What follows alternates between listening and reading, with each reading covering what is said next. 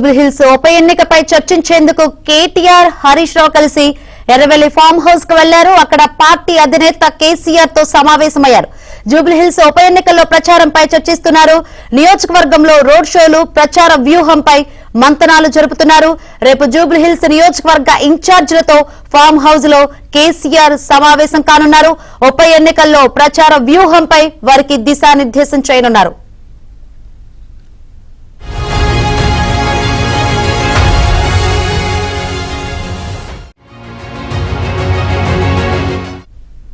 మరిన్ని వివరాలు అందించేందుకు మా ప్రతినిధి సుభాష్ సిద్ధంగా ఉన్నారు. సుభాష్, ఈ జూబ్లీహిల్స్ ఉప ఎన్నికకు సంబంధించి కేసీఆర్ ఫోకస్ పెంచినట్టు కనిపిస్తుంది, ఏంటి అప్డేట్స్?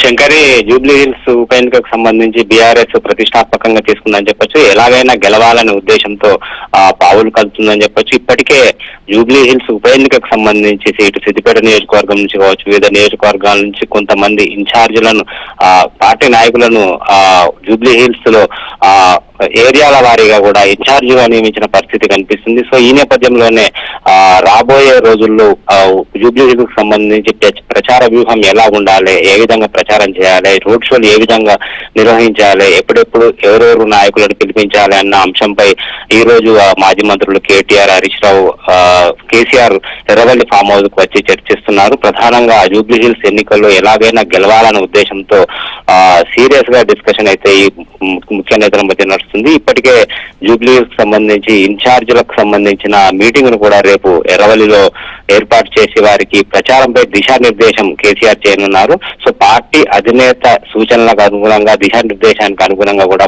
మిగతా పార్టీ నేతలంతా కూడా జూబ్లీహిల్స్ లో ప్రచార పర్వాన్ని నిర్వహించబోతున్నారు. ఇందుకు సంబంధించి ఇప్పటికే కేటీఆర్, హరీష్ రావు సుదీర్ఘంగా చర్చిస్తున్న పరిస్థితి అయితే మనకు కనిపిస్తుంది. సో మరికొద్ది రోజుల్లోనే ఇటు కేసీఆర్ ప్రచారానికి వస్తారా రారా, వస్తే ఎట్లాంటి ప్రచార వ్యూహాన్ని చేపట్టాలనే దాని మీద కూడా కేటీఆర్, హరీష్ రావు చర్చిస్తున్నట్టుగా తెలుస్తుంది కేసీఆర్ కు.